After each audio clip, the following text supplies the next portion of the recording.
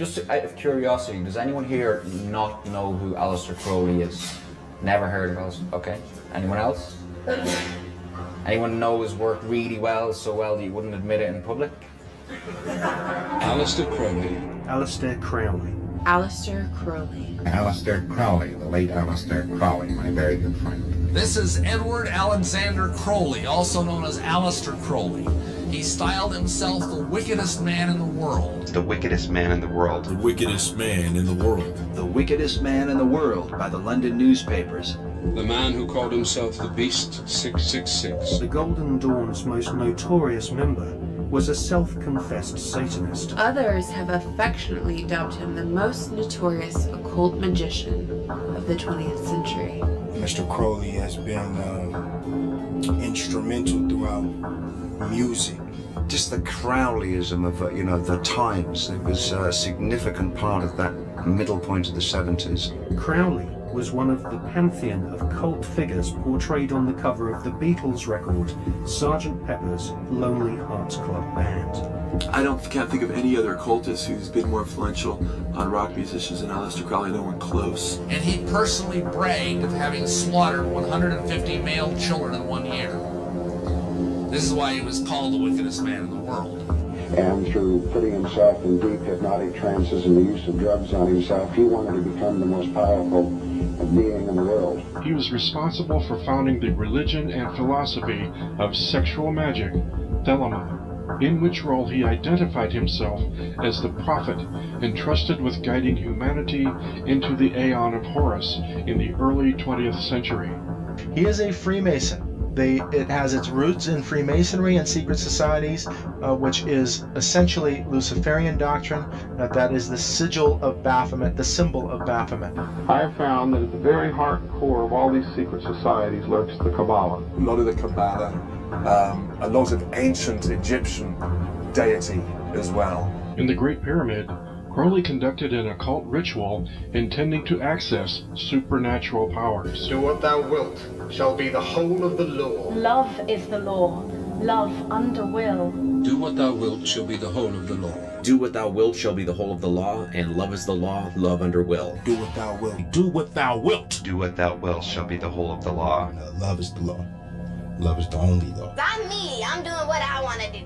I am who I am, and it's tattooed on my chest. Well, I've been an admirer of Aleister Crowley. I think that I'm carrying on much of the work that he started over 100 years ago, and I think the 60s themselves. You know, Crowley said, do what thou wilt shall be the whole of the law. Tonight, we open a door that has tempted seekers for over a century. A door carved with 7 words that promise liberation, rebellion, and transcendence. Do what thou wilt shall be the whole of the law. A sentence that sounds like freedom but hides in a cage. A philosophy that claims to unleash your true will, but often binds you to someone else's. A mantra that has been whispered in temples, chanted in rituals, and tattooed on skin. Yet few ever ask who wrote it, why he wrote it, or what he truly meant. Behind that door stands Aleister Crowley, the architect of Thelema, the self-proclaimed prophet, the man who called himself the Beast 666. A man who believed he was chosen by a supernatural entity named Ayahuasca. A man who blended magic, mysticism, sex, drugs, and manipulation into a system that promised enlightenment but delivered control. Tonight, we walk through that door together, not as followers, not as believers, but as investigators. We will explore Crowley's life, his cult, his scams, his writings, his rituals, his abbey, his followers, his legacy, and the harm that still echoes today. We will hear from believers, from documentaries, and from Crowley himself. This is not just a story about a man. This is a story about power, belief, manipulation, and the human desire to belong. This is Do What Thou Wilt, my investigation into the Thelema cult.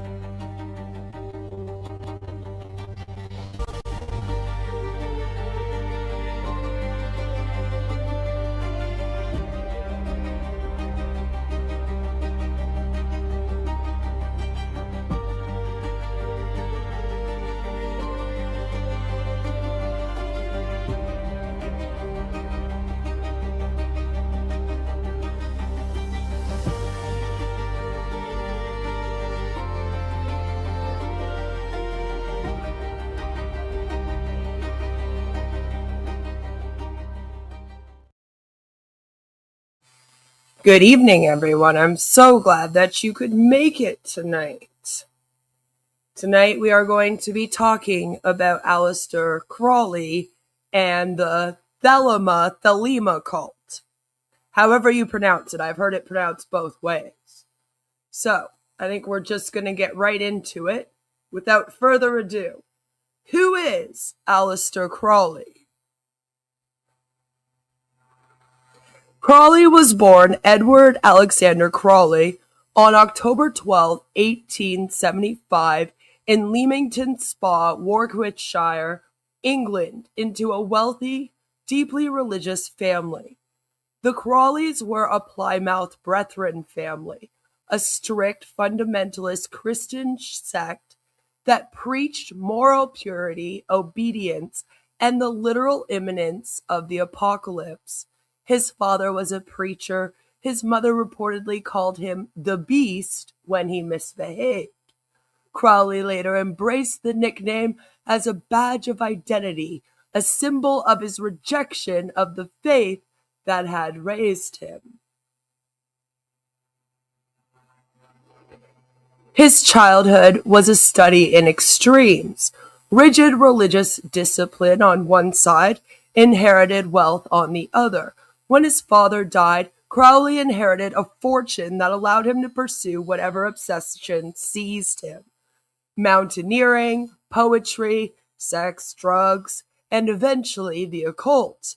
He attended Cambridge, where he reinvented himself as a decadent poet, cultivating a persona that thrived on shock and transgression. But beneath the theatrics was a pattern I recognized immediately. A young man shaped by authoritarian religion, reacting not by rejecting authoritarianism, but by reversing it. Crowley didn't escape the structure he grew up in. He simply replaced the Christian God with himself. His entry into the occult came through the Hermetic Order of the Golden Dawn, a secretive magical society that blended ritual, symbolism, and esoteric philosophy. Crowley rose quickly, clashed with leadership, and eventually broke away, a pattern that would repeat throughout his life.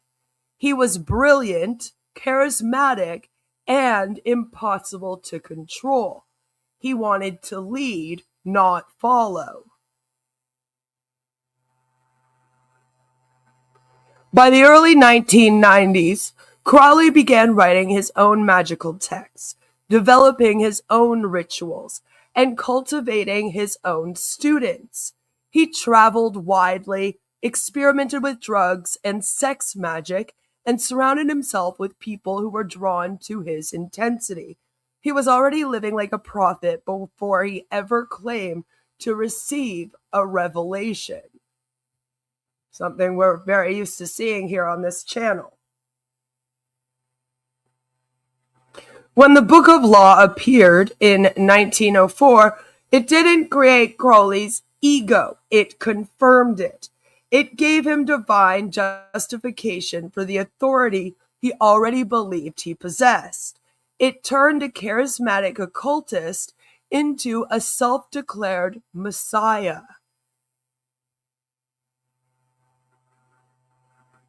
Understanding Crowley's childhood, his psychology, and his early life isn't just biographical context. It's the foundation for understanding how Thelema became what it is, a belief system built around a man who spent his entire life oscillating between rebellion and domination, between rejecting authority and demanding it.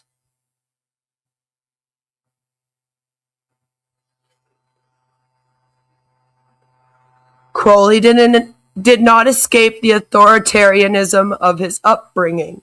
He inherited it, he inverted it, and he even weaponized it.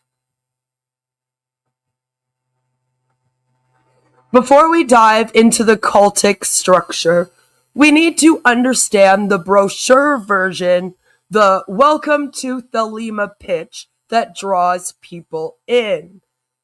Thelema presents itself as a spiritual philosophy, a path to discovering your true will, a system of magic, a rejection of traditional morality, a liberation from societal constraints. The core doctrine is, do what thou wilt shall be the whole of the law. And then also, love is the law, love under will. It sounds poetic and it sounds empowering. Sounds like something you'd see on a Pinterest board next to a moon phase chart. But Thelema is not just a philosophy. It is a system built around Crowley's writings, rituals, and interpretations. And those interpretations are intentionally complex, symbolic, and esoteric. And so, I am actually going to play you a clip that a believer has made explaining Thelema, because I think it's best to hear from a believer when they explain this belief system, right?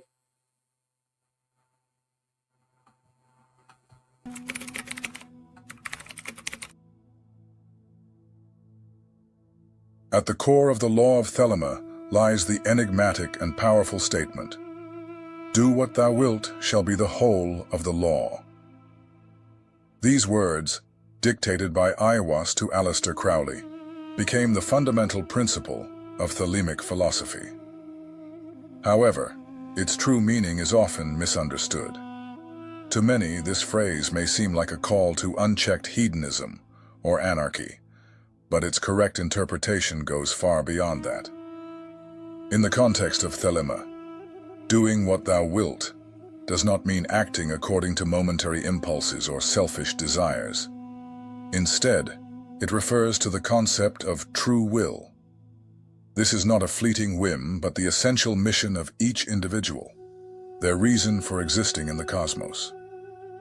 Thelema teaches that every human being has a unique purpose, and that fulfilling this purpose is the key to freedom and universal harmony. To discover one's true will, the adept must delve into themselves, freeing themselves from external conditioning and social illusions. Meditation, magical practices, and deep occult study are tools used by Thelemites in this quest. When an individual finds their true will and acts in accordance with it, there is no need for artificial moral restrictions or religious dogmas. Their very essence will guide their actions in perfect harmony with the universe. Crowley often compared this idea to the way celestial bodies move in their orbits. Each planet follows its path without interfering with the movement of others. When each individual follows their true will, there are no conflicts, as everyone occupies the place that corresponds to them in the natural order of things. The apparent chaos of the universe hides a deep harmony, and Thelema proposes that human life should reflect this cosmic order. This idea also carries a profound responsibility. Following true will is not a free pass for irresponsible indulgence, but a call for self-discovery and discipline. True will cannot be determined by superficial desires, but only through a sincere commitment to self-knowledge. Thus, doing what thou wilt is, in reality, an invitation to live with authenticity and purpose, free from the shackles of guilt or repression. Since its formulation, this maxim has been the target of misinterpretations and criticism. If each person's true will is followed without fear and without doubt, then humanity may reach a new era of harmony and evolution. It is up to each individual to heed this call and decide whether they are ready to follow the path of their own truth. But I warn you, this is the only real path that exists. Everything else is a waste of time.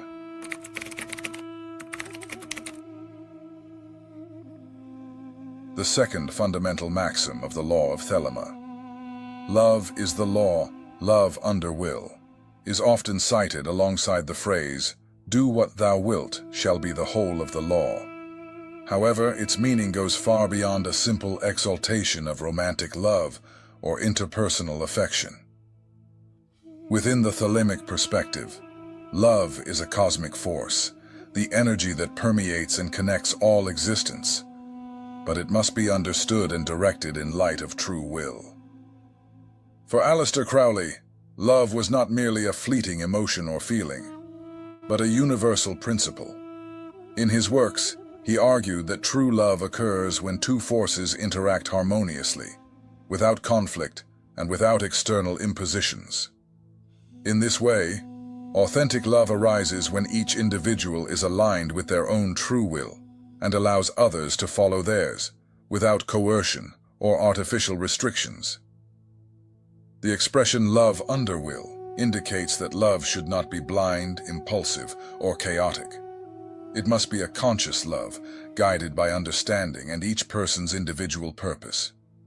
This means that human relationships, whether romantic, social, or spiritual, should be based on freedom and mutual respect, without one party trying to dominate or subjugate the other. When someone acts in accordance with their true will, their love also manifests in a purer and more sincere way. In the esoteric context, love is the force that unites opposites and maintains the balance of the universe. Crowley often associated this idea with the figure of Nuit, the cosmic goddess of Liber et el Vel Legis, who represents infinity and divine love. Nuit proclaims that her followers should lose themselves in her love and find wholeness by uniting with the cosmos. This transcendent love is not attachment, but rather a state of fusion with the whole, a deep spiritual union. Thus, love is the law, love under will, teaches that all our interactions and relationships should be guided by an understanding of our own nature and the nature of those around us. True love does not impose itself nor imprison. On the contrary, it liberates and strengthens. When an individual lives in accordance with their true will, they love naturally, without fear and without unnecessary restrictions. This concept also reflects an ethical vision within Thelemic philosophy. For Thelemites, morality is not imposed by external rules, but arises from an understanding of each person's true will. In this way, loving under will means acting responsibly, allowing love to flow freely, but always in accordance with universal harmony. Therefore, Thelema teaches us that true love cannot be separated from will. It is the purest manifestation of spiritual freedom and the connection between all things. When an individual finds their true will and acts accordingly, love becomes a natural reflection of this realization. Thus, love is not just an emotion, but the very force that drives the evolution of humanity and the universe.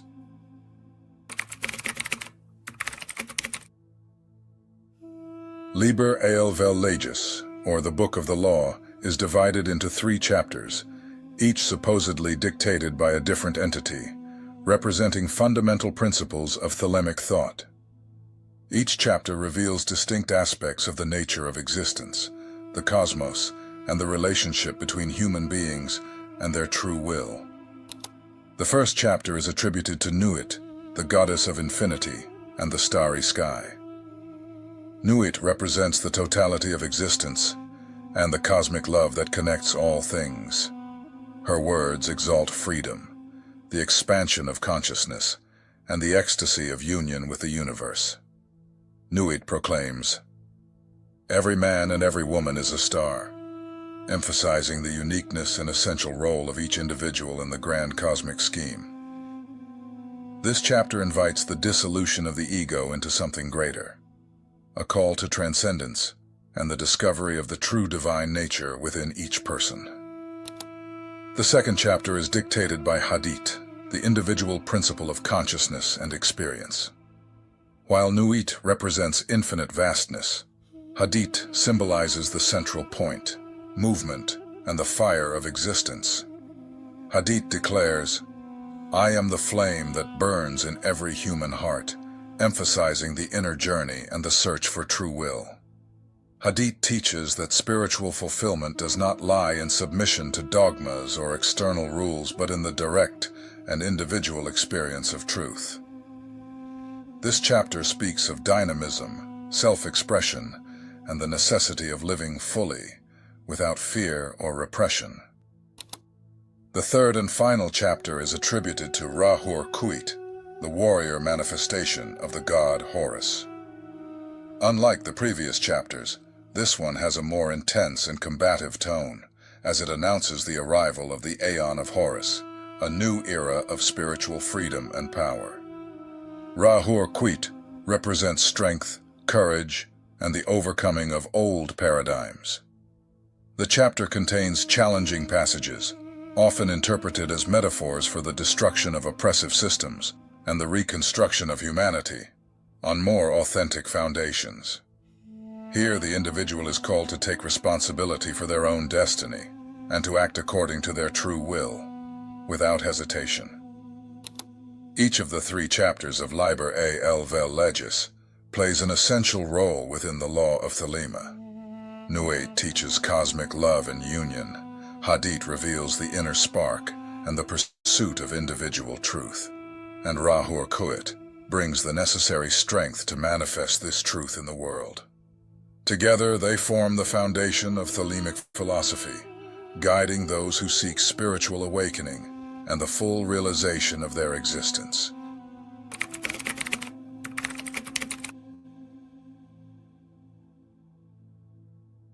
The philosophy of Thelema is not just a set of esoteric ideas, it is a living system that can be practically applied in daily life.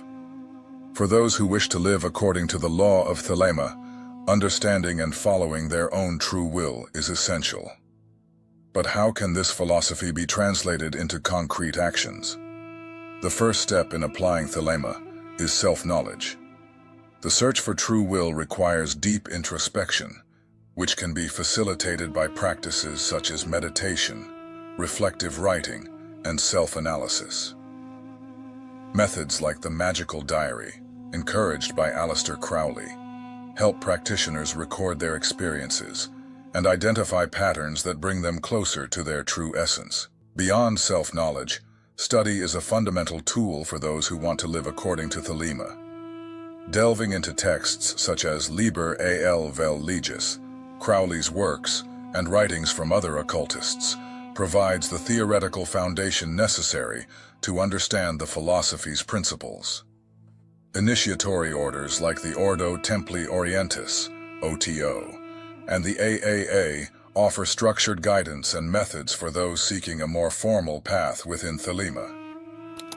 Another way to incorporate Thelema into practical life is through magical rituals and spiritual practices.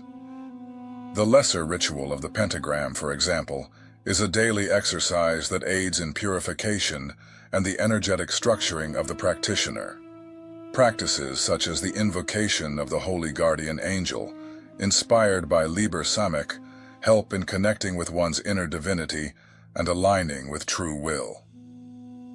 Living Thelema also involves personal responsibility and conscious action in the world. Thelema teaches that each individual is responsible for their choices and that every action has consequences. This means acting with integrity, respecting the freedom of others while living according to one's own will. Autonomy and self-discipline are fundamental qualities for a Thelemite, as without them, freedom becomes just an empty desire. Another practical aspect of applying Thelema is the pursuit of excellence in all areas of life. True will is not limited to the spiritual realm. It permeates all aspects of existence, including profession, interpersonal relationships, and personal development. A Thelemite always seeks to express their essence in an authentic and full way, whether in art, science, work, or any other field. Finally, Thelema proposes a dynamic worldview in which each individual must be in constant evolution. Following true will is a continuous process that requires courage to abandon limiting beliefs and embrace new possibilities. The practice of Thelema is not static. It adapts to the growth and transformations of the practitioner, allowing for an ever-deepening and meaningful spiritual journey.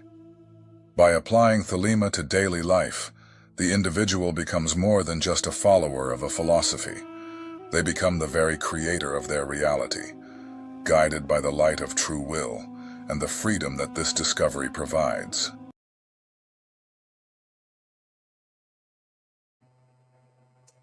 So, I thought that was a pretty good summary, if you will.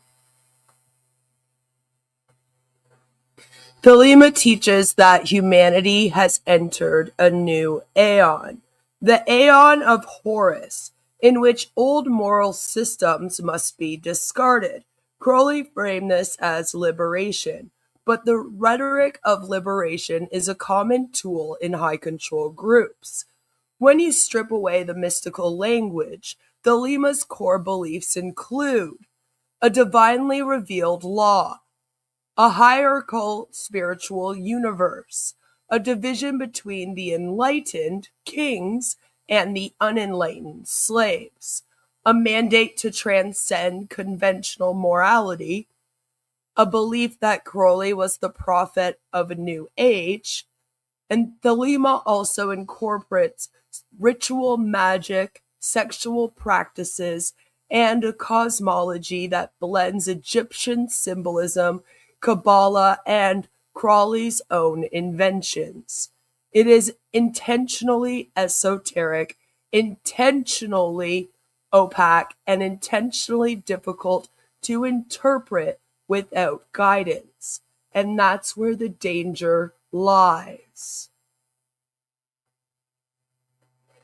Because if do what thou wilt requires discovering your true will, and if discovering your true will requires initiation, ritual, and guidance, then the person who controls the rituals controls the will.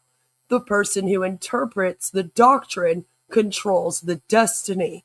The person who defines the symbols defines the truth. In Thelema, that person was Crowley. And after Crowley, it became whoever inherited his authority. The leaders of AA, OTO, and the splinter groups that followed. Thelema presents itself as philosophy of freedom, but its structure creates dependency. Its doctrine creates hierarchy. Its ambiguity creates control. Understanding Thelema's beliefs isn't separate from understanding its cultic nature. It's the doorway into it.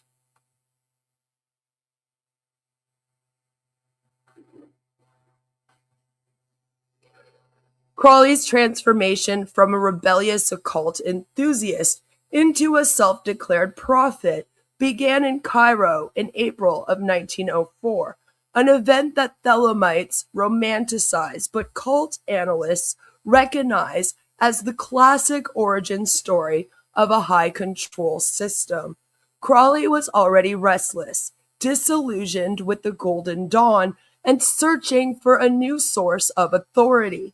He had lost his place in the British occult hierarchy, and Cairo became the stage where he reinvented himself. According to Crowley, the revelation began when Rose, who had no prior interest in magic, entered a trance-like state and told him, "They are waiting for you." Crowley interpreted this as a supernatural summons. Over the next several days, he performed rituals in the Egyptian Museum, focusing on the stele of Ankh, I can't pronounce that, but it's Ankh-Efen Khonsu, which he later called the Stele of Revealing. Rose insisted that the god Horus wanted to speak to him. Crowley, primed for significance and hungry for validation, accepted this immediately.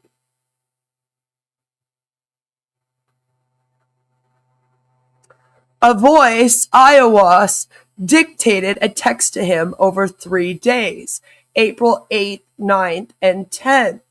That text later became Liber al vel Legis, the Book of the Law, the foundational scripture of Thelema. Crowley described Aiwass as a minister of Horparkrat, a form of Horus, and said the voice came from over his left shoulder, speaking with authority and urgency. The dictation occurred at exactly the same hour each day, from noon to 1 p.m. I guess on his lunch break, which Crowley later used as evidence of its supernatural origin.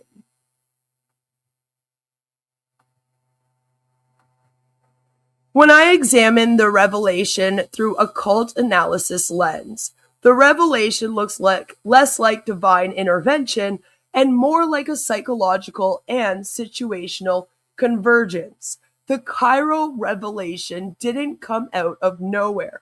It came out of a man who desperately wanted to be chosen, and the text itself reinforces that dynamic.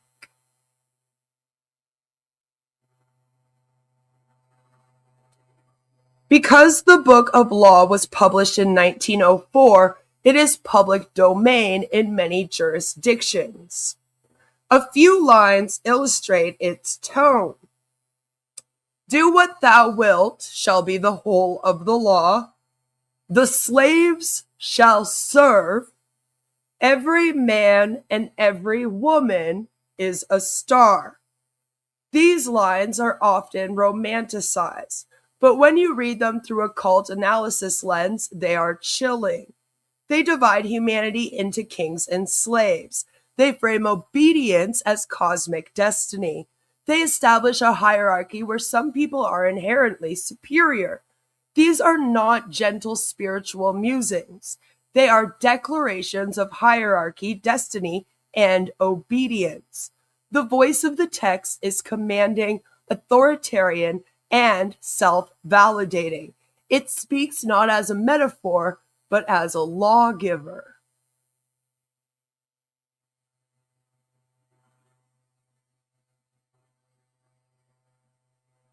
Crowley didn't present himself as the author. He presented himself as the prophet. He alone understood the text. He alone could interpret it. He alone could usher humanity into the Aeon of Horus. A new era, he claimed, was dawning. He declared himself the new Aeon of Horus, and this is the moment where Crowley stopped being a participant in occult circles and became the architect of a new religious system, one centered entirely on himself. This is the first red flag in any cult investigation. A charismatic founder claiming exclusive access to divine revelation.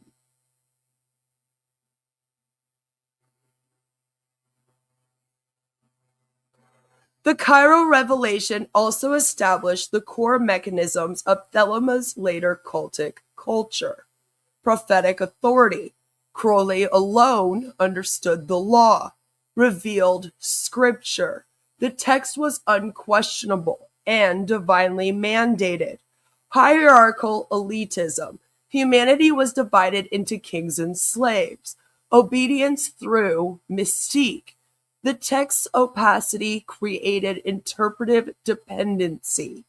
Myth-making. Crowley's personal narrative became sacred history. This is the same pattern seen in the founding moments of other high-control groups. A charismatic leader receives a revelation that elevates them above all others, creates a new cosmology, and establishes a structure where their authority becomes absolute. Crowley's Cairo experience wasn't just a spiritual event. It was the birth of a prophet, the creation of doctrine, and the foundation of a system that would shape every exploitative, hierarchical, and coercive element of Thelema that followed. Joe says, I've seen this pattern before. That's right. Yes, unfortunately, we have. Crowley wrote dozens of poems, mystical, erotic, chaotic, and deeply revealing. His poetry was part of his persona, the tortured genius, the occult prophet, the misunderstood visionary. Tonight we're going to play a couple of those poems, not because they're profound, but because they reveal Crowley's mindset.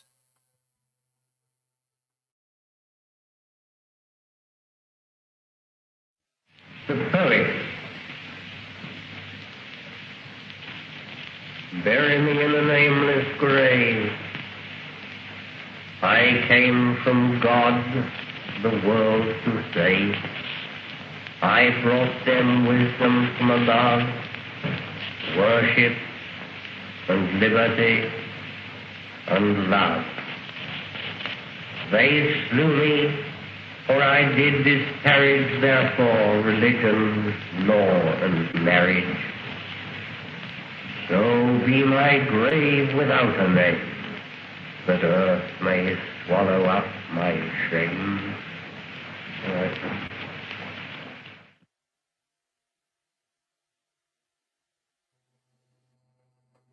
That one was called The Poet. The next one is called The Pentagram.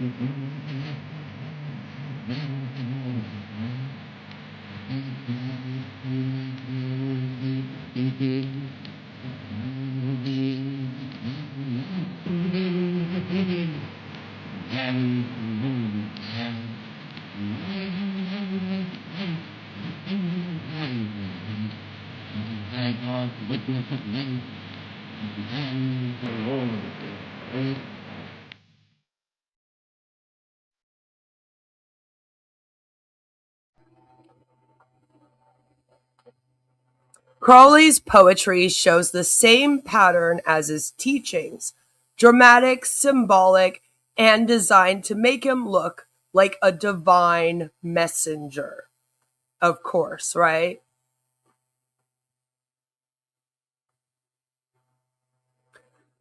Crowley's power didn't come from physical force or organizational discipline. It came from language.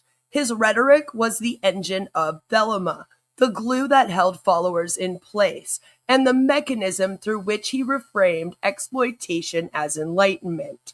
When I studied his writings, diaries, letters, and instructions, I saw the same linguistic patterns used by modern high-control leaders: absolutism, mystification, elitism, and the strategic use of contradiction.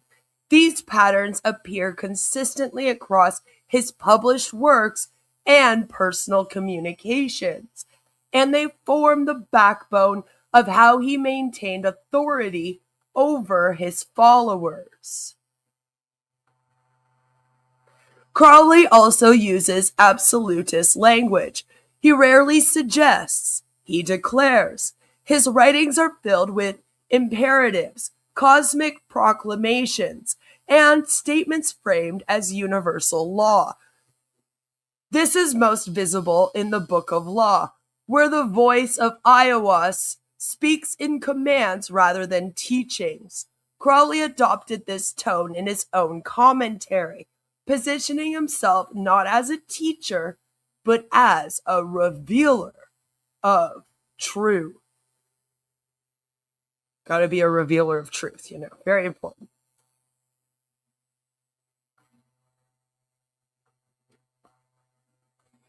This absolutism served several functions. It shuts down debate by framing disagreements as spiritual ignorance. It created a sense of urgency and inevitability. It elevated Crowley's words above ordinary human discourse.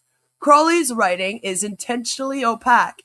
He used riddles, paradoxes, symbolic language, invented terminology, and references to obscure mythologies. This wasn't literary flourish, it was a control mechanism. When doctrine is difficult to understand, followers become dependent on the leader for interpretation. Crowley's writings are full of contempt for those who don't accept his law. He frames dissent as weakness, ignorance, or spiritual blindness. He positions Thelema not as one path among many, but as the inevitable religion of the new eon.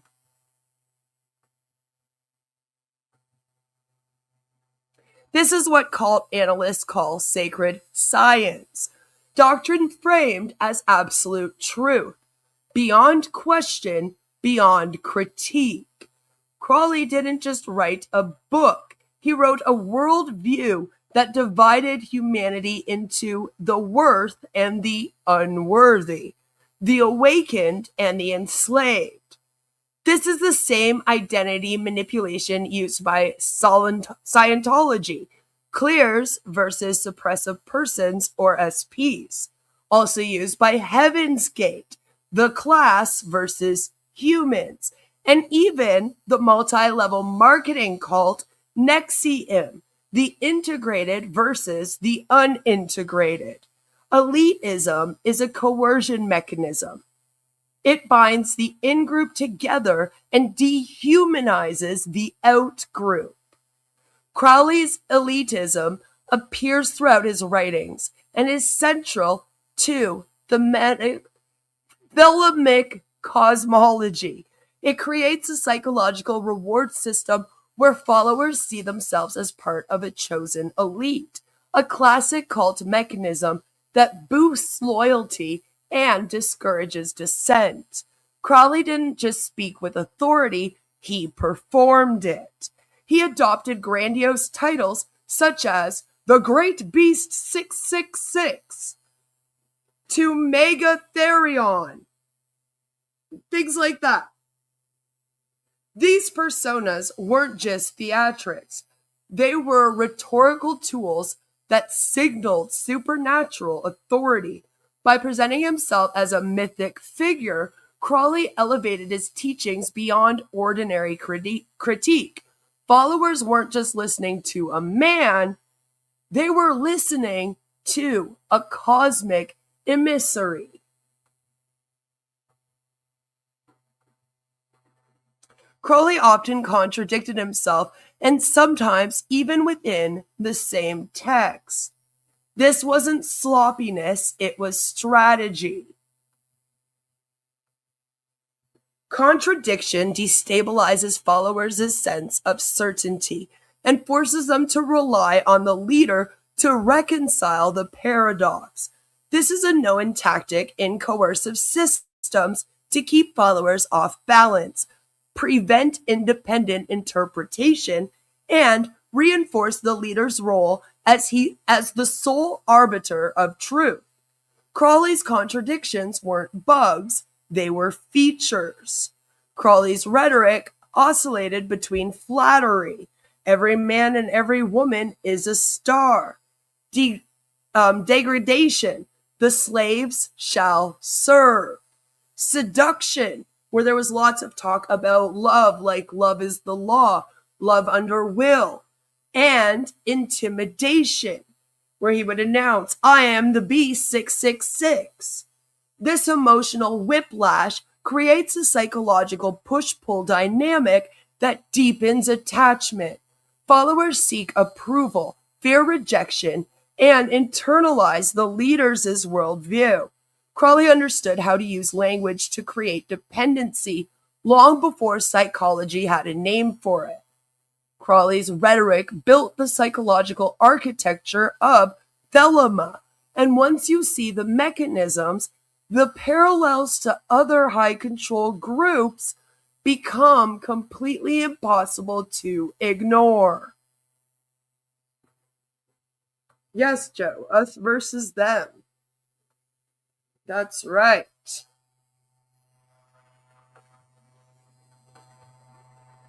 Now I want to talk about the Ordo Templi Orientis and Argentum Astrum. When I began examining the structure of Crowley's orders, AA and OTO, the parallels in modern cults became impossible to ignore. Both AA and OTO use graded initiations, secret rituals, oaths of obedience, inner and outer circles, knowledge withheld until the member earns it. This is the same architecture used by Scientology's OT levels, by Heaven Gate's inner teachings, by countless esoteric cults that rely on secrecy to maintain control. Secrecy isolates members from outside critique and binds them to the group.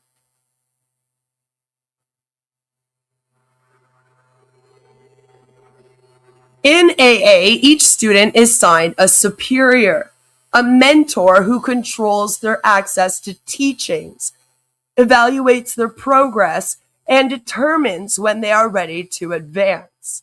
This creates a vertical chain of authority where the student is always reaching upward, always dependent on someone above them, similar to downlines in MLM companies. This is not spiritual exploration. This is informed asymmetry, a known mechanism of undue influence. The superior is always the gatekeeper.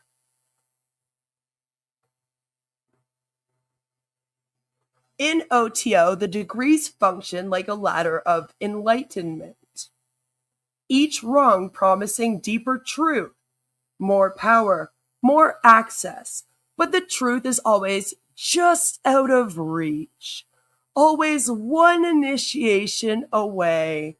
Again, this resembles Scientology's OT levels, Freemasonry's degree system, but with more coercive elements, and modern esoteric cults that monetize ascension. Now, it reminds me of ISKCON, Hare Krishna, for example. The structure is not spiritual exploration. It is controlled access. This is textbook cult architecture.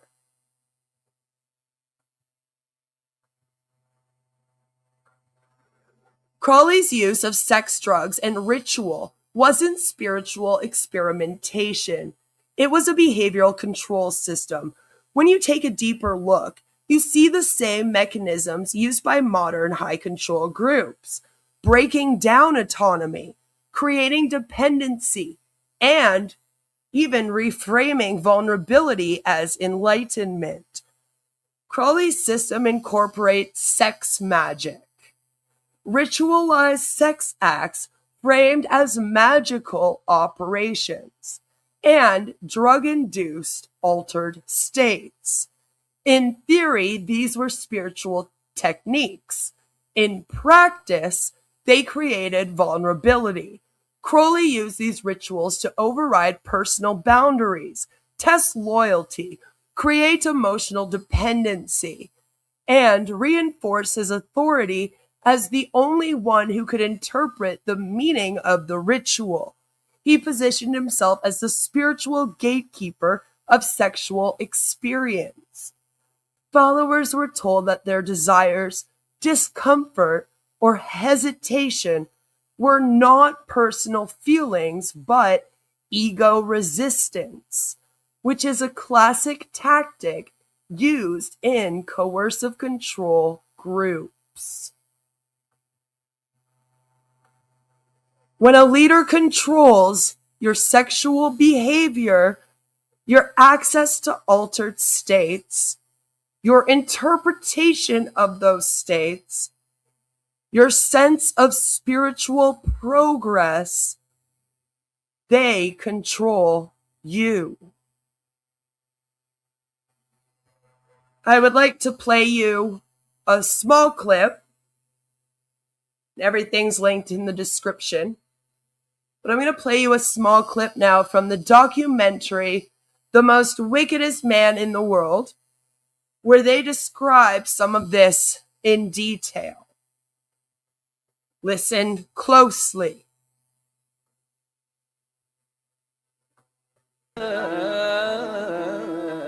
Neuberg was subjected to a series of sadistic acts designed to test the poet's dedication to the beast.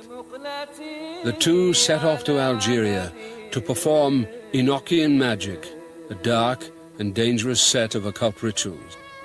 They walked deep into the Sahara for 2 days until they reached the point of exhaustion.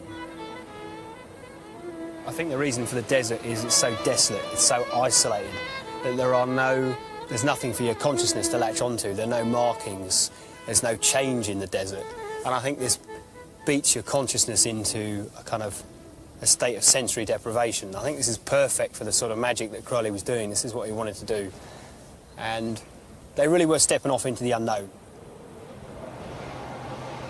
Disorientated by the effects of the desert and copious quantities of hashish and mescaline, Crowley and Neuberg embarked on the climax of the ritual, summoning Choronzon, the dweller of the abyss, seen within the occult world as the devil himself. This particular ritual was extremely dangerous. Make no mistake, they were opening the gates of hell. The opening lines are Zazaz, Zazaz, Na Satana Zazaz. And these words are literally to open the gates of hell. He knew, and this sounds a weird thing to say, he knew that magic works. We don't believe in it nowadays, but in point of fact, all that you're really doing is trying to persuade forces that do exist outside this world to come into this world. And to do so, you have to serve as that passage yourself to a large extent. And that's the reason the magician gets inside a circle and stays inside the circle. Now, Crowley liked playing with fire. He drew the circle around Neuberg, and he himself was outside the circle. Well, magicians don't do that. It really is dangerous. You know, people can go mad. They suddenly hear voices inside their heads that they can't get rid of. Now, Crowley, fortunately, was such a bastard that he was more or less immune.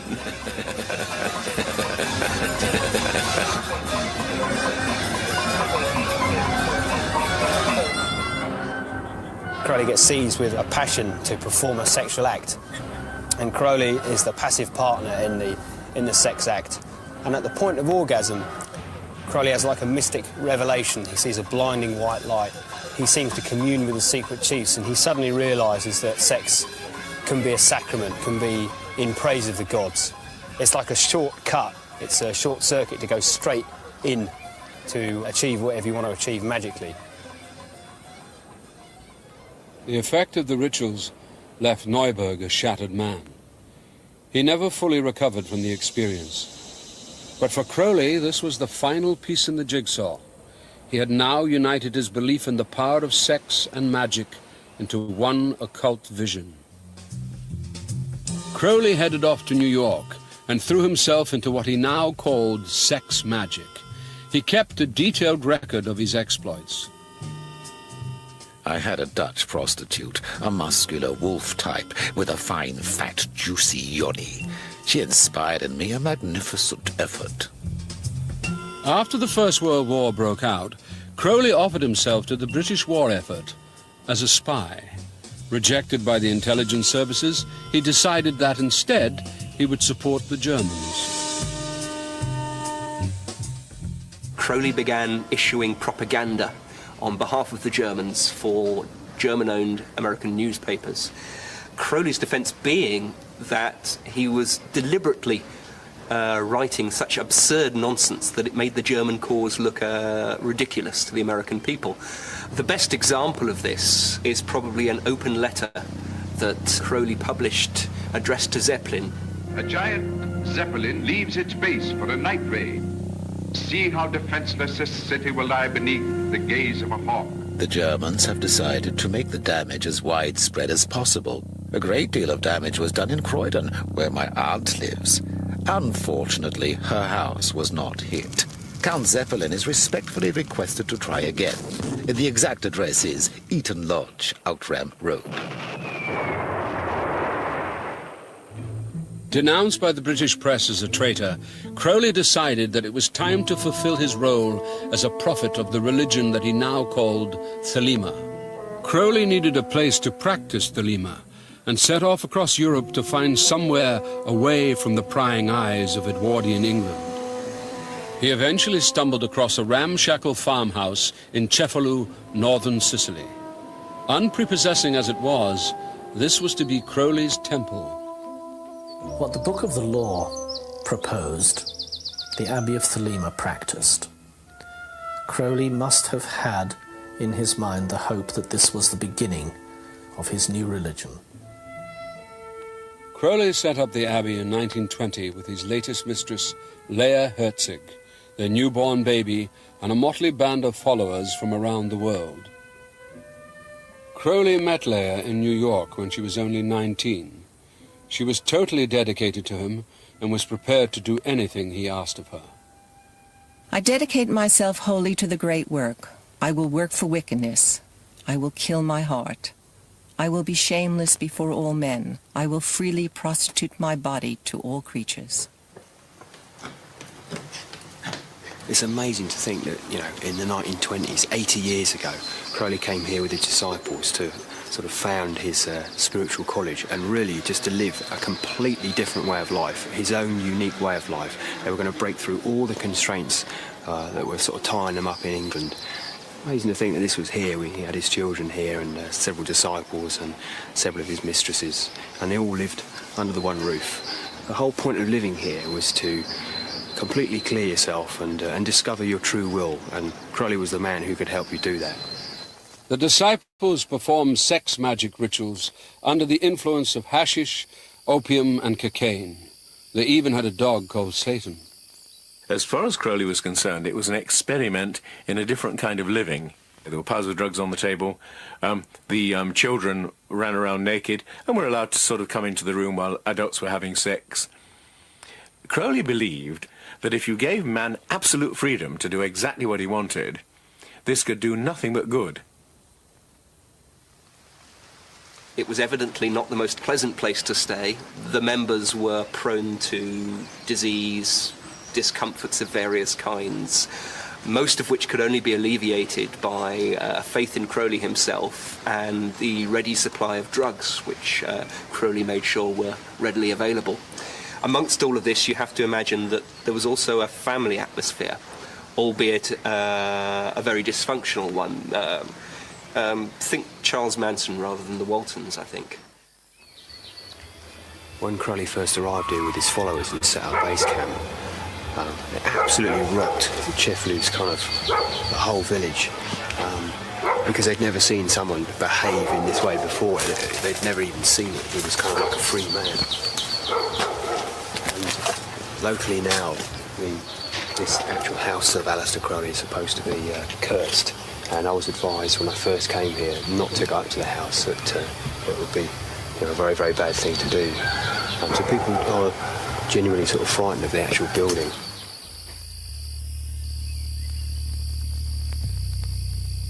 Aaron Paramore first came to Sicily on a kind of occult pilgrimage and was amazed at what he found inside the now derelict abbey.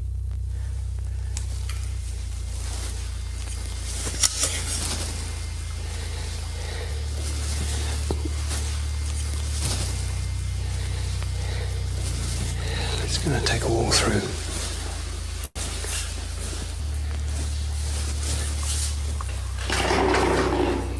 Shit.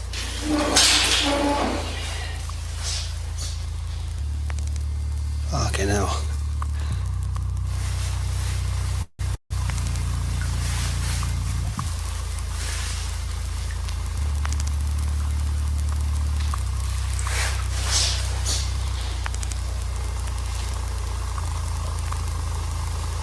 Stab your demonic smile to my brain. soak me in cognac and cocaine.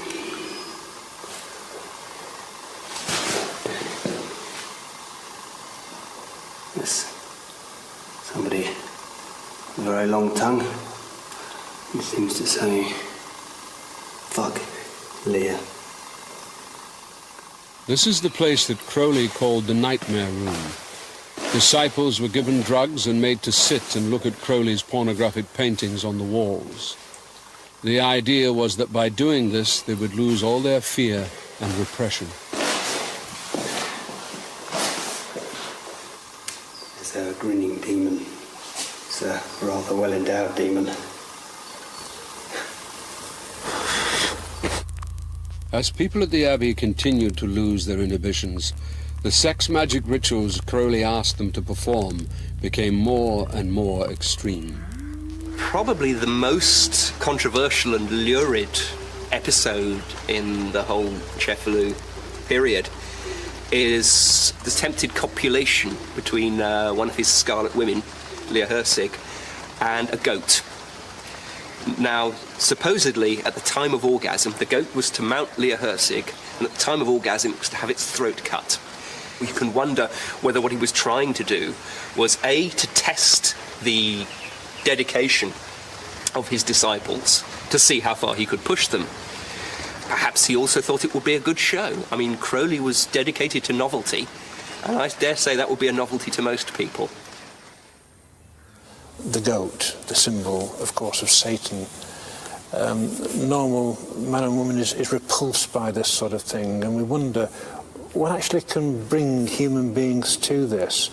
And I think what had happened was that in the Abbey, they had sated or satisfied so many of their appetites, and all the time they were going just that bit further until eventually they were copulating with animals. And I suppose when you get to that stage, it is symbolic of the depth of evil. Things started to go wrong at the Abbey. Crowley struggled with his growing drug addiction. Leah had a nervous breakdown, but what Crowley called the great work had to go on. People who use the word I are encouraged to cut themselves in order to remind themselves that they don't have an identity. Crowley was there destroying people's egos. That was part of the experiment. He was liberating them from their conventional upbringings. Yeah. Very creepy stuff. Crowley used sex and drugs not just as rituals, but as tools of influence. Crowley's rituals often involved substances such as hashish, mescaline, cocaine — he allegedly loved his cocaine — and opiates. He believed altered states were essential for magical work, but he also believed he alone could interpret those states. Followers were pressured into acts they might not have chosen outside of the group. Experiences were reframed through the Thelemic doctrine. Dependency was created and reinforced. This is the same pattern seen in psychedelic cults, shamanic abuse cases, and communes that use drugs to break down resistance.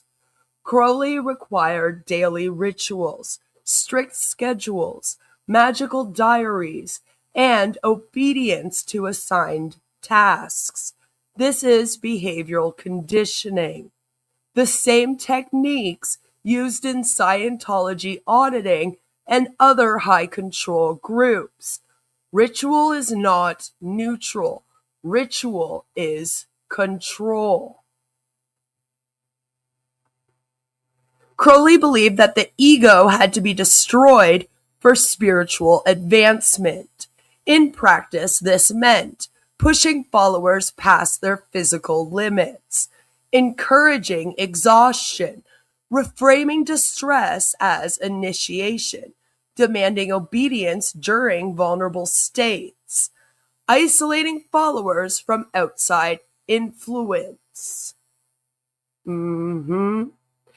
This is identical to the ego death rhetoric in psychedelic cults, the purification rhetoric in high-controlled yoga groups, and the breaking point tactics used in military-style cults. When the leader controls the interpretation of suffering, they control the person experiencing it. Sex, drugs, and ritual aren't inherently harmful, but in a high-control system, they become tools of obedience, dependency, identity breakdown, emotional vulnerability, behavioral conditioning, and exploitation.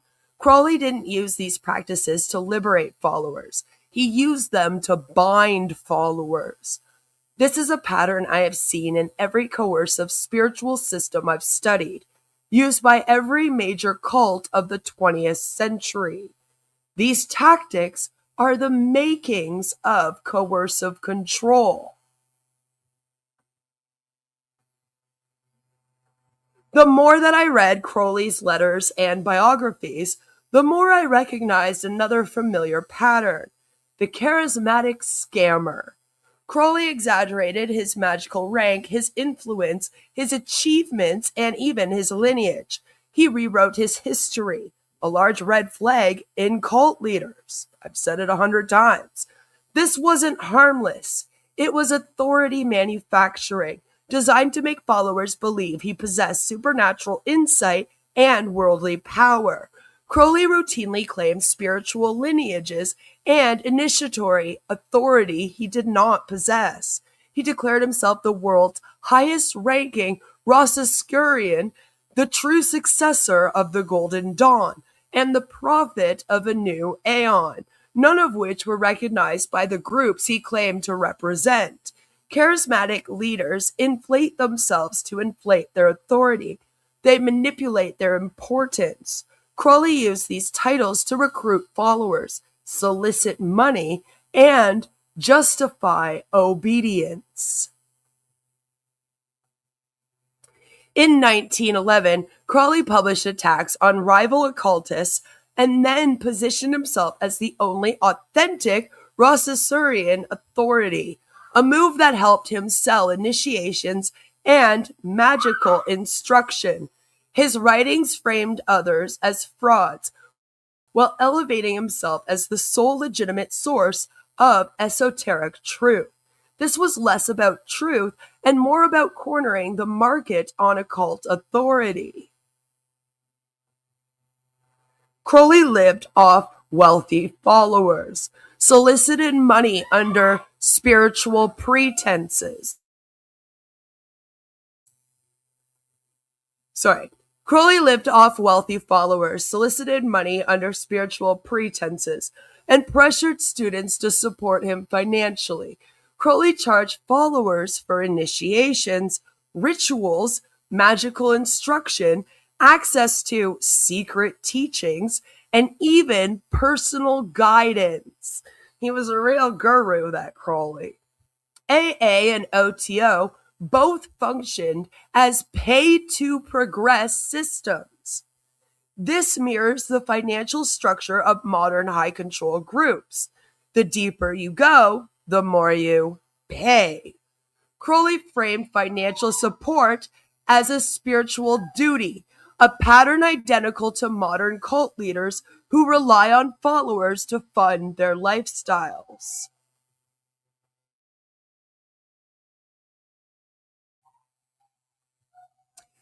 The Abbey of Thelema, his commune, was marketed as a spiritual utopia. In reality, it was a site of unsanitary conditions, ritualized sex and drug use, and financial exploitation. The Abbey wasn't just a commune, it was a laboratory for Crowley's experiments in power. Followers lived in an environment where Crowley controlled food, ritual, sex, sleep, drug access, and the interpretation of every experience. This is the same totalistic environment seen in Jonestown, Heaven's Gate compound, and Scientology's Sea Org bases. The Abbey was smaller, but the mechanisms were the same. The unsanitary, chaotic conditions at the Abbey of Thelema contributed to the death of a follower, Raoul Loveday, and the loss of his and his wife Betty May's unborn child.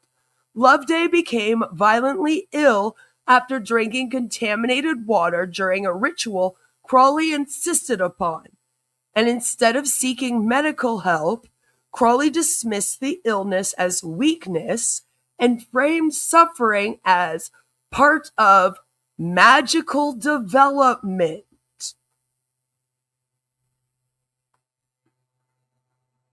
Betty May, pregnant and already malnourished, was left to watch her husband deteriorate in an environment with no clean water, no medical care, and no structure beyond Crowley's whims. Loveday died at the Abbey, and Betty miscarried shortly after fleeing. This wasn't an unfortunate accident. It was the predictable outcome of a leader who rejected medicine, ignored basic safety, and placed doctrine above human life. A pattern that mirrors the harm seen in many high control groups. Due to this scandal, in 1923, Mussolini expelled Crowley from Italy. This incident triggered intense media coverage in Britain, portraying Crowley as a depraved, immoral cult leader running a black magic commune. Mussolini's government, which was aggressively policing moral corruption and foreign influence, viewed Crowley as destabilizing, scandalous presence and ordered him to leave the country for good.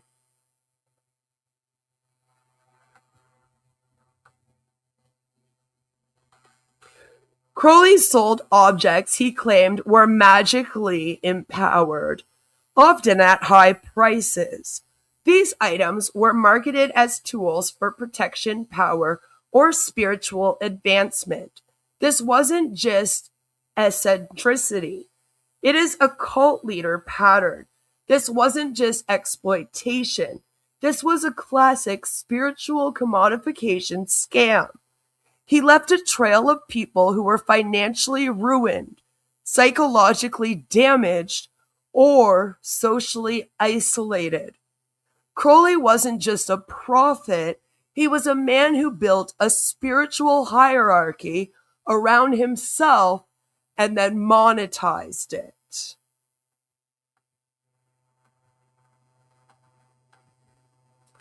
I want to take a moment to talk about how I decide if something is a cult.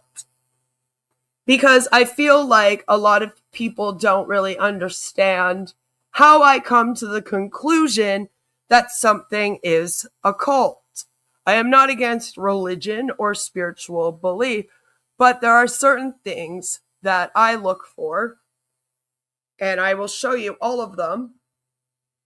I use all of them. I like cults to be considered a cult by many different ways. Let me show you what I mean. So, this is Stephen Hassan's influence continuum, which we use with the BITE model of authoritarian control.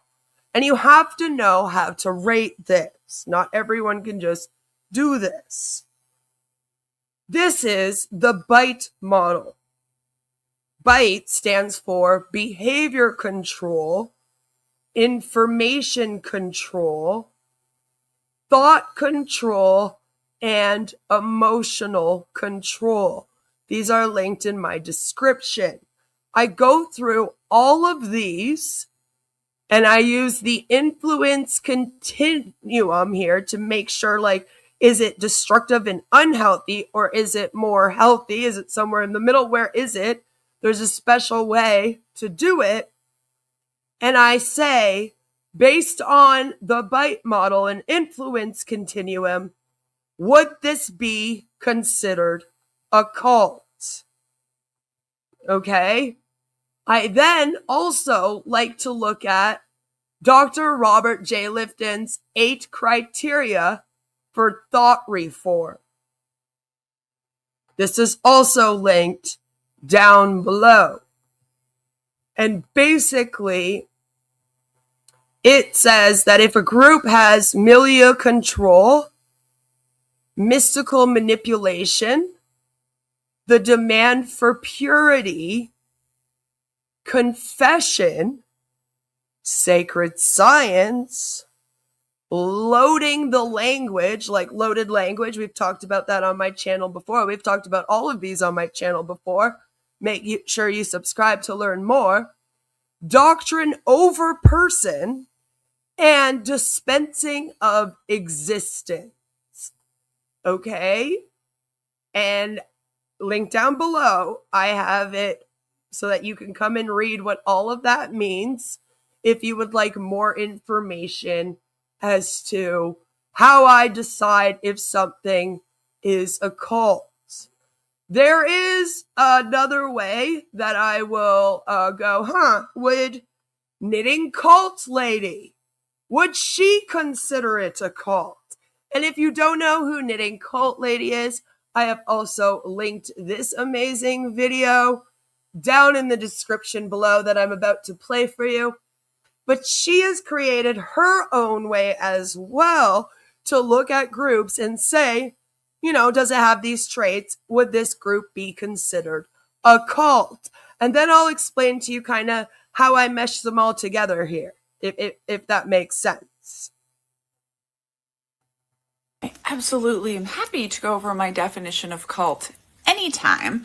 You can almost always find it in a picture like this above my head. I have also written, which comes out on January 20th, a book that has one chapter for each of these points and really shows it to us in cults, in the military, and then in our community around us. You can get signed copies attached here. All right, so we start with number 1, the charismatic leader. Now, charismatic authority, rather, can be 2 things. It can be a person or it can be an idea. The United States military is a cult led by an idea upholding the United States Constitution. The Constitution is also an idea, by the way. Okay. Or it can be a person. Now, charismatic authority does not mean they are charismatic. It means you, because of some qualities about them, have decided to give them authority over you. That's all it means. Right. You're in a heterosexual marriage where there is a head of the household. That man is a charismatic authority, whether he is charismatic or not, because you have given him authority over you. Okay. Number 2. Oh, and by the way, when groups like Jehovah's Witnesses try to be like, not a cult, don't have a leader, they have a quorum of 12, and that is called charisma by proxy. In fact, usually when a cult is led by an idea, the first person in that chain of command, like the commander-in-chief with the military, that is charisma by proxy. He only has authority through the Constitution, not outside of it. Okay. Number 2, the sacred assumption, the worldview shift into the sacred assumption. This is my contribution to cult studies, one of them. And it was literally so dramatic. I woke up in the middle of the night and sat up and was like, hold nothing sacred, right? Which doesn't actually mean hold nothing sacred, but know that the things that you hold sacred can be used to coerce and manipulate you and pull you into toxic spaces. Okay, the sacred assumption is one thing you must believe to be a member in good standing of that group. In the United States military, it is that the flag is worth dying for. It is usually some version of we are the best, we are the only, we have the way. Okay, number 3, the transcendent mission. This is what brings people into the cults. People don't join the cult for the cult leader, they join the cult for the mission. The chapter is called Save the Children, do it for the children, right? The transcendent mission is always something very good, very obviously good, and way far away, only to be promised to you, usually after some form of transformation and some space travel, metaphorical or otherwise. Okay, number 4, self-sacrifice, constant self-sacrifice. This is very important because this is not just part of how the cult gets you, this is how they break you. They break you from your own identity and get you, in order to get you to constantly self-sacrifice in order to, on step 8, exploit your labor. Okay, number 5, isolation. It's important to understand that isolation can look like communes in Texas or Brazil, the way I grew up, and the way that you had to isolate an American in the 70s when my grandfather joined the Children of God cult. But it does not only look like that anymore these days. We have what's called algorithmic radicalization now, because our tech overlords decided that they could keep us glued to our screens by feeding us more and more extreme content. So we are now isolated, right? MAGA is not seeing the same thing y'all are seeing. Okay, number 6, distinguishable vernacular. Words that mean something inside the group and not outside the group, or vice versa. When I say, in order for this to be cult level, if you can't sit through an operations brief without a translator, that's the United States military, that's cult level. People like to say, well, some careers like engineering or medical have their own language. Yeah, and you're at more risk. Having a distinguishable vernacular makes you feel special, makes you feel like the in-group, and makes outsiders not fit. So what's the next thing? Us versus them mentality. Cults really, really, really manipulate this and have this in the air all of the time. I think this is also one of our human problems with groups. As soon as you define a group, you have defined us, and therefore you have defined them. Usually in cults, like, let's say Alcoholics Anonymous, for example, the words for outsiders are a bit derogatory. Normies. In the Children of God, y'all were called systemites. And if you're new, of course, I have written a whole book about growing up in the Children of God religious cult and then going into the cult of the U.S. Army, where I was a captain who deployed twice. You can get signed copies attached here or listen to me read it to you anywhere you get your audiobooks.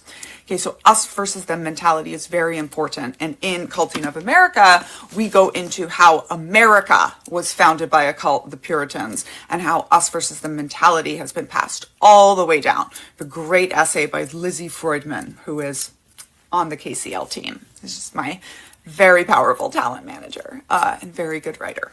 Okay, so number 8, exploitation of labor. This is the why, y'all. We get stuck at cults believe what?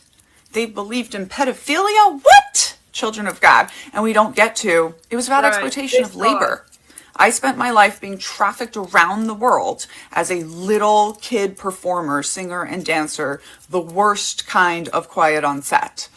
If you go on Instagram, you can watch me and 5 other white children do apocalypse rap verses, the end time rap in downtown Rio. Yeah, it was really that culty. Cults are about labor. I did not understand my own life until I heard somebody say that. There's always exploitation of labor. It took me 2 years of studying Alcoholics Anonymous to get to what that was. But they absolutely prey on new people to work for free or for cheap in the businesses of long-term sober people. The Midtown DC AA group is under investigation right now for very serious human trafficking.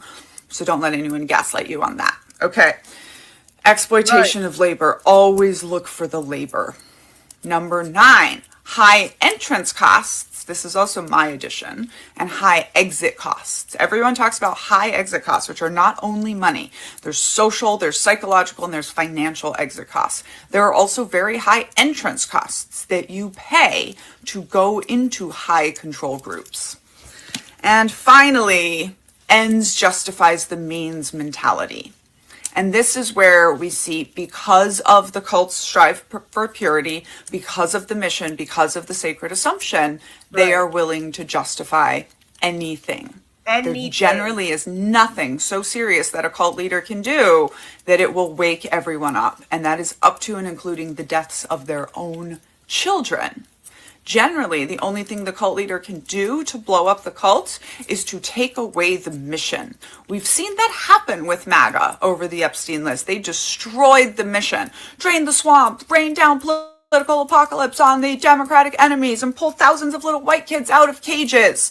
And then they were just like, nope, we're not doing it anymore. So we've been seeing the cult of MAGA crack up ever since they destroyed the mission. This happened in the Children of God as well. It's why I really, really recognize it. However, that can take a while. Ends justifies the means mentality usually includes the deification of idiosyncrasy. The deification of idiosyncrasy is our human desire to make excuses for the inexcusable behavior of our charismatic leaders. This one's getting a whole part in the Cult Baby musical that I'm working on, because I need deification of idiosyncrasy to be a household name that y'all understand. And my description of this comes from Donald Trump. And we're going to have a little Cell Block 6 tango parody in the musical. Even if he did it, doesn't mean he's guilty. And he'll never have to pay. These are right. Even if you've been there, even if you'd seen it, or you would not have helped in any way. It's the deification of idiosyncrasy, and he'll never have to pay. That is my 10-part list of cults. Of course, I go into tremendous detail in this book. Yes, it's on audio. Yes, I read it myself. If you buy it through the link in my bio on TikTok or my other social media, you will get the digital and the audio copy along with it, but those can also be purchased on my website, knittingcultlady.com. I also have Unculture Yourself, a workbook for deconstructing that worldview that the cult made you adopt back in level 2. Highly recommend, if you have left a cult, highly recommend that you get that. Again, the link to her video and therefore her channel is in the description down below. A group to me is considered cultic, and the reason why I consider Thelema to be cultic is because it demonstrates the following thing. So, number 1, authoritarian leadership. Crowley demanded absolute loyalty and obedience. Number 2, manipulation and coercion. All right? He used ritual fear and shame to control followers. Number 3 is isolation. The Abbey was physically and socially isolated. Number 4 is punishment for questioning or leaving. Crowley publicly humiliated dissenters. Some people believe it a little bit of fair gaming. Number 5 is financial or labor exploitation. Like Knitting Cult Lady said, look for the labor financial exploitation. And Crowley drained followers' resources in order to fund his own lifestyle. Another one is sexual exploitation. Crowley used sex magic rituals to control his followers. The next one is thought reform tactics. Confessions, rituals, and tests were used to break down autonomy. Next was an unquestionable doctrine. Crowley's writings were treated as divine revelation. And the last one is a leader who claims special divine authority. Crowley claimed Iowas chose him as a prophet. These traits are universal. They apply to any group, regardless of religion or spirituality. The criteria are objective. The analysis is academic, and the behavior is documented.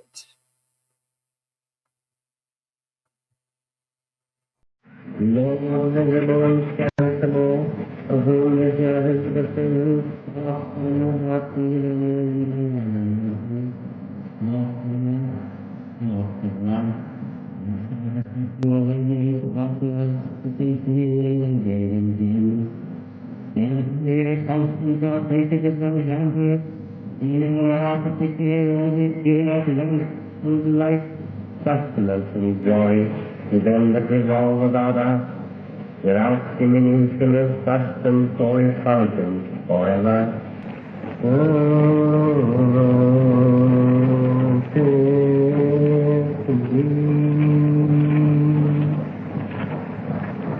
Lord, secret and most holy, source of light, source of light, source of love, source of liberty, be thou ever constant and mighty within us, force of energy, fire of motion. With diligence let us ever labor with thee, that we may remain in thine abundant joy. So, of course, that was Mr. Crowley, one of his many, many speeches, of course. It's hard to find them, but found that one. So, I'm going to read you a couple blurbs from my article, which is also linked down below, just to help me explain what I want to say next. Good evening, Cool Cat. So, when I applied cult analysis framework to Thelema, the parallels were unmistakable. They weren't just present, they were structural. The deeper I went, the more I realized that Thelema shares the same psychological architecture as the most well-documented high control groups of the 20th century. The aesthetics differ: robes instead of jumpsuits, Egyptian symbolism instead of UFO cosmology, but the underlying mechanisms of control are nearly identical. Every high control group begins with a founder who claims special access to truth. L. Ron Hubbard claimed to have discovered the universal science of the mind and later declared himself the sole authority on spiritual advancement. Marshall Applewhite claimed extraterrestrial beings had chosen him to lead a select group to salvation. And Aleister Crowley claimed a supernatural being dictated the Book of Law to him and positioned himself as the prophet of a new aeon.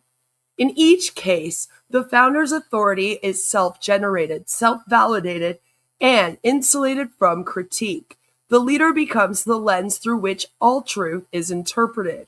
Crowley's Book of Law functions the same way Hubbard's Bulletins or Heaven Gates doctrine functions, as a closed, self-referential system that cannot be questioned without spiritual consequences.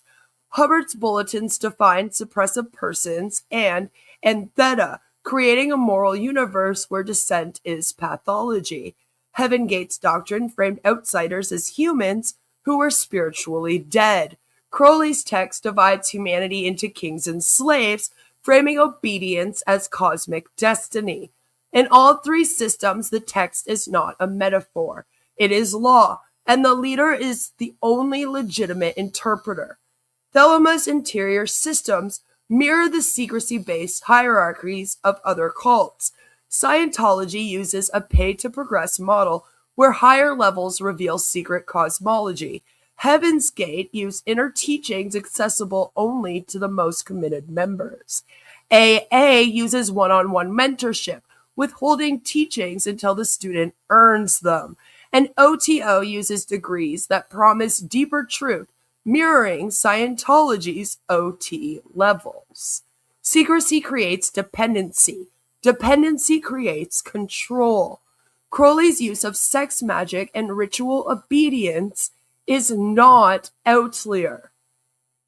It is part of a long pattern of leaders using sexuality and ritual to break down autonomy. Hubbard used auditing to extract confessions and control behavior. Applewhite enforced celibacy and even castration among followers. Crowley directed sexual behavior under the guise of magical operations. Different methods, same outcome. The leader controls the body to control the mind. Crowley's rhetoric divides the world into kings, the enlightened, and slaves, the unenlightened. Scientology divides the worlds into clears versus SPs. Heaven Gate divides the world into the class versus humans. This elitism is not philosophical, it is functional. It isolates members, inflates identity, and justifies obedience. Hubbard used space opera instead of magic. Applewhite used UFO salvation instead of aeonic prophecy. Crowley used Egyptian gods instead of aliens. But the architecture, the control mechanisms, are identical. So I want to take a minute and talk about splinter groups. The cultic legacy of Thelema. A movement's offshoots often reveal its DNA. Thelema produced Kenneth Grant's Typhonian Order, darker, more secretive, more extreme. Grant was actually one of Crowley's followers, and he created a system that was more ritual intensive, more sexually coercive, and more obsessed with forbidden entities and energies. Grant claimed revelations and new magical transmissions, the same prophetic pattern Crowley used. His order became known for its extreme rituals and opaque hierarchy, mirroring the most coercive elements of Crowley's system. The left-hand path microcults built around charismatic interpreters. Thelema inspired numerous small groups built around charismatic interpreters who claimed special access to Crowley's true teachings, used sexual ritual as a control mechanism, demanded loyalty and secrecy, and isolated members from outside influence. These groups often operated in private homes, occult shops, or small temples, making them harder to track but no less harmful. And then, of course, the ritual-heavy esoteric groups with cult-like dynamics. Many modern occult groups borrow Thelema's structure: graded initiation, secret teachings, ritual obedience, charismatic leadership, sexualized ritual, and magical hierarchy. Some of these groups have been implicated in psychological manipulation, financial exploitation, sexual coercion, and even ritual abuse. The pattern is consistent. Systems built on Crowley's architecture tend to reproduce Crowley's harm. Healthy religions don't usually spawn dangerous splinter groups. High control systems do. Splinter groups are diagnostic. They reveal the underlying structure of the parent system. Healthy systems produce diversity. High control systems produce microcults. Thelema splinter groups are not accidents. They are the predictable outcome of a belief system built on secrecy, hierarchy, elitism, sexualized ritual, prophetic authority, ambiguous doctrine, and charismatic interpretation. The DNA of Thelema is cultic. Its offshoots simply make that DNA much easier to see.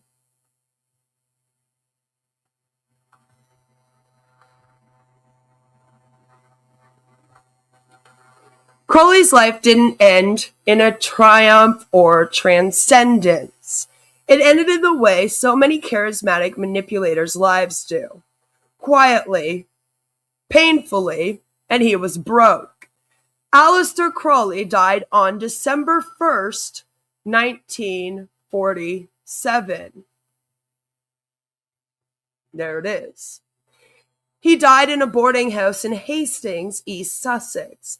He was 72 years old, addicted to heroin, financially ruined, and living off the charity of the few followers who still believed in him. The man who once declared himself the prophet of a new aeon, the herald of a cosmic transformation, the voice of a supernatural intelligence, died broke, sick, and largely forgotten by the world he claimed he was destined to reshape. That ending matters. It matters because it reveals the gap between the myth and the man, between the persona he constructed and the reality he lived. It matters because it exposes a pattern I've seen in every high control system I've ever investigated. Charismatic leaders burn through people, money, and goodwill until there is nothing left but the mythology they leave behind. Crowley was no exception. His final years weren't the tragic decline of a misunderstood genius. They were the predictable collapse of a man who built his life on manipulation, exploitation, and self-mythologizing. And yet, despite all of this, Thelema is rarely labeled occult. Part of that is timing. Crowley died before the modern vocabulary of cult analysis existed. He died before Jonestown, before Heaven's Gate, before the public learned to recognize the architecture of coercion. That's why I'm covering this. There were no televised raids, no mass casualties, no courtroom spectacles. His death was quiet, almost mundane. And because he died on December 1st, 1947, before the media learned how to expose charismatic manipulators, his movement slipped into the cultural category of esoteric religion rather than being scrutinized as a high control group. Part of it is aesthetics. Thelema is wrapped in robes, symbols, Latin mottos, and occult theatrics. People romanticize Crowley as a counterculture icon, a literary curiosity, a rebel against Victorian morality. His excesses are reframed as eccentricity. His abuses are minimized. His manipulations are dismissed as performance art. When a leader becomes a legend, the harm they cause becomes harder to see. And part of it is that many modern Thelemites are independent adults who practice symbolically, psychologically, or casually. They aren't living in communes. They aren't being isolated from their families. They aren't being financially drained by a living guru. That makes it easy to overlook the structure beneath the surface. But the structure is what matters. And when I look at the structure of Thelema, its prophetic founder, its revealed scripture, its hierarchical secrecy, its ritualized control, its sexual and psychological manipulation, financial exploitation, us versus them worldview, and its legacy of cult-like splinter groups, I see the same architecture I've seen in every cult I've ever investigated. I don't call Thelema a cult to provoke or sensationalize. I call it a cult because it meets the criteria, because the patterns are there, because the mechanisms are there, because the harm is there, and because the legacy is there. Crowley's death doesn't absolve the system he built. It exposes it. He died the way many cult leaders do, isolated, addicted, and financially ruined, while the structure he created continued to shape, influence, and in some cases harm people long after he was gone.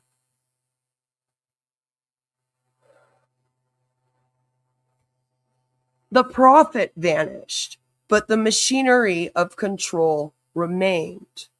And that is why, after years of studying high control groups, scams, and coercive systems, I can no longer pretend that Thelema is simply an esoteric philosophy or a misunderstood spiritual path. Thelema is a cult, and it's time that we start calling it one. If you would like to read my full article, which is basically the script, the link is in the description down below. Do what thou wilt, and I promise that I will see you all for Friday with the Sayers of Nay tomorrow. Make sure you give this a like and subscribe on your way out. I love all of your faces. Don't join a cult. Links down below. Bye.